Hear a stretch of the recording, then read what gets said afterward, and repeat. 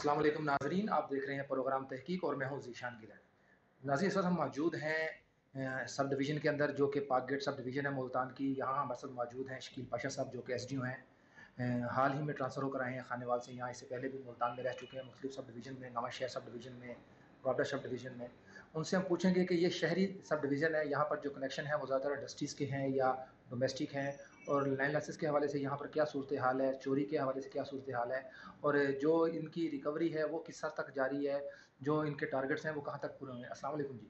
जी वालेकुम सलाम। भाई साहब कैसे हैं, खैरियत से? ठीक है जी भाई साहब। कितने कनेक्शन है आपके यहाँ इस सब डिवीजन के पाक गेट के टोटल जिस वक्त?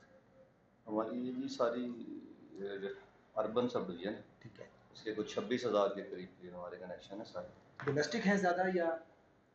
मोस्टली डोमेस्टिक हैं। यहाँ इंडस्ट्रियल लूम्स के कनेक्शन है, कुछ 14,500 से 1500 के करीब हुए हैं, और 50 से 60 यहाँ कुछ इंडस्ट्री के कनेक्शन है। सारा शहरी एरिया है, लेकिन उसके बावजूद यहाँ पे बहुत चोरी मिनिमम वो है, यहाँ चांसेस नहीं है। 6 से कोई 7% प्रोग्रेसिव लॉस है हमारा। बाकी रिकवरी हमारी प्रोग्रेसिव 102% है। और मुझे एक हफ्ता हो गया यहाँ पे आए हुए। हमने यहाँ से कोई 8 से 9 लाख हमारे जो PDISC के पैसे रुके हुए थे, हमने वो रिकवर करा दिए।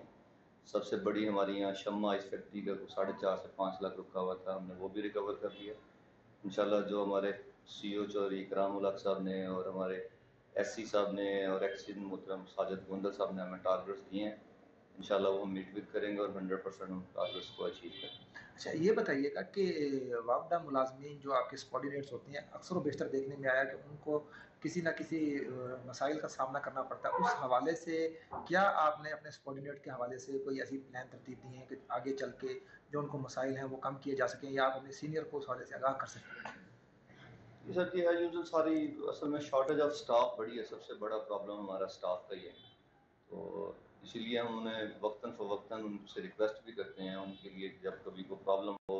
मैं तो अपनी स्पेशली सब डिवीजन और बाकी लोगों को थोड़ा सा मैनेज कराते हैं कि मेंटेनेंस वालों को, D&R को, इन सबको एक दूसरे के साथ लगा दिया जाए ताकि मिलजुल के ये काम करें। किसी बंदे को वो प्रेशर ना आए, ताकि कोई अब हादसे का सबब ना बने या बंदे ज़हनी तौर पे परेशान ना हो।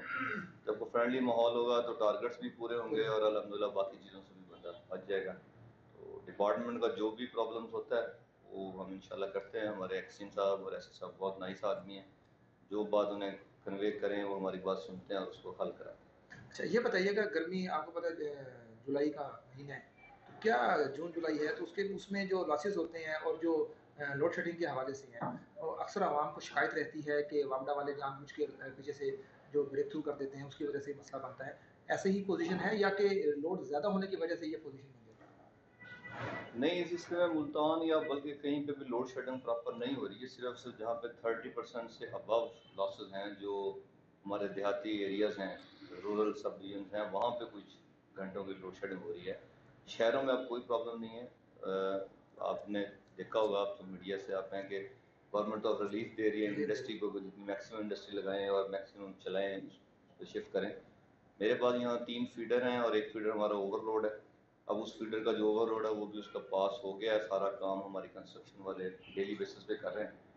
असल में अब हम लोग मीडिया में भी और सारी जगह पे देखते हैं, प्रॉपर साफ लाइन को काम करने के लिए उन्हें परमिट तो चाहिए होता है 4 से 5 घंटे का। तो लोग इसलिए अब थोड़ा ये कहते हैं कि शायद ये अनशेड्यूल लोड शेडिंग कर रहे हैं। अब लेकिन अनशेड्यूल होती नहीं है, अब ये है? पॉसिबल शेड्यूल नहीं जारी है। होता है पहले से, लेकिन वो बाजू का आवाम को बाद पता नहीं होता। आवाम को पता नहीं होता इस हिस्से में। अब हमारे यहाँ पे इंशाल्लाह नेक्स्ट 15 से 20 डेज में हमारा ये निशात रोड फीडर बाइफरगेट हो जाएगा, तो इस सब डिवीजन हमारी ओवरलोडिंग का टोटली प्रॉब्लम हल हो जाएगा, कोई मसला अच्छा, नहीं। ये बताइएगा, पिछली हुकूमतों में बिजली चोरी और गैस चोरी के काफ़ी मामला आते रहे हैं, लेकिन जब से ये हुकूमत आई है इसमें काफ़ी कम देखने में आई है रेशो बिजली चोरी के हवाले से। क्या लोगों को अवेयरनेस आ गई है या लोग घबरा गए हैं FIR से, जुर्मानों से? अगर इंतजामिया हमारे साथ पूरा साथ दे तो उस एरिया में बड़ा इफेक्ट पड़ता है। अगर FIR हो जाए, नो डाउट, अगर एक मोहल्ले में एक बंदे पे FIR होती है तो पूरा मोहल्ला एक दफा कॉन्शियस हो जाता है कि कॉन्शियस यार ये हमें नहीं छोड़ेंगे। तो डेफिनेटली हमने यही सीखा है अपने महकमे, अपने सीनियर से, कि चोरी के मामले में कम से कम कोई रियायत नहीं करनी कोई चाहिए, कंप्रोमाइज़ नहीं। क्योंकि वो ना सिर्फ हमारे महकमे का और हमारी कौम का जो है ना वो नुकसान कर रहे हैं। उनके साथ बड़ी सख्ती से बर्ताव करना चाहिए। तो डेफिनेटली उनका पर्चा भी कराना चाहिए और उनको जितना लॉस उन्होंने किया है वो रिकवर करना चाहिए। ऐसी भी कोई पॉलिसी है नेपको की तरफ से कि लोगों को, जैसा कि मुख्तलिफ देखा जाए तो वो अवेयरनेस देते हैं, तो लोगों को अवेयरनेस दी जाए, आवाम को बताया जाए कि ये चोरी चकारी इस तरह की चीज़ें करने से उल्टा उनका अपना नुकसान है और साथ साथ हमारे महकमे का भी नुकसान है, हमारे मुल्क पाकिस्तान का नुकसान है, इदारे को नुकसान पहुँचता है इस तरह से। ऐसी भी कोई अवेयरनेस प्रोग्राम चलाए जाते हैं नेपको की तरफ से? मुख्तलिफ प्रोग्राम पम्फलेट्स चलते हैं। आपकी बिल, स्पेशली हमारे बिल देखें, इनके पीछे लिखा होता है कि वो है, हम लोग पम्फलेट हमारे ऑफिस में सारी जगह पे लगे हुए हैं। अब तो लोगों को अवेयरनेस करने के लिए भी, लोगों को डराने के लिए भी अब सारे जो रूल्स चेंज हो गए हैं। पहले 39 एक्ट होता था, अब 462, 461 ये सारे वो रूल्स चेंज कर दिए हैं ताकि उस पर सख्त सजाएं दी जाएं। मेरा ख्याल है शहरी एरिया में बहुत सारे लोगों का इफेक्ट इसलिए पड़ा है कि लोग शायद कम हो गए हैं। तो आप देख लेंगे पिछले सालों से अगर कमी है तो हमारे लाइन लॉसेस वो भी हमारे ठीक हैं। ठीक है। अच्छा ये बताएं कि इस वक्त जो मौजूदा सूरत हाल है, वो लोगों का कहना ये है कि बिजली के जो बिल हैं उनमें टैक्सेस वगैरह ज़्यादा हैं, हमारे जो यूनिट्स हैं वो उतने नहीं चले होते, टैक्सेस ज़्यादा आते हैं। क्या वजह है इसकी? लोगों का ये कहना दुरुस्त है या उसमें कोई है कोई कमी पेशी ऐसी? सर नहीं, एक्स्ट्रा टैक्स तो कोई भी नहीं आता, वो तो गवर्नमेंट की पॉलिसी है, उसमें बीइंग ऑफिसर या हम लोग मुलाजिम तो कुछ नहीं कर सकते। वो तो जो गवर्नमेंट की अपनी पॉलिसीज होती हैं उसके मुताबिक जो वो इम्प्लीमेंट कराते हैं फाइनेंस डिवीजन वाले या हमारी मिनिस्ट्री ऑफ एनर्जी वाले, तो उसी के मुताबिक है। उसमें आप भी शामिल हैं, मैं भी शामिल हूँ, और हर सारा उसको बर्दाश्त करना पड़ेगा, वो शामिल है।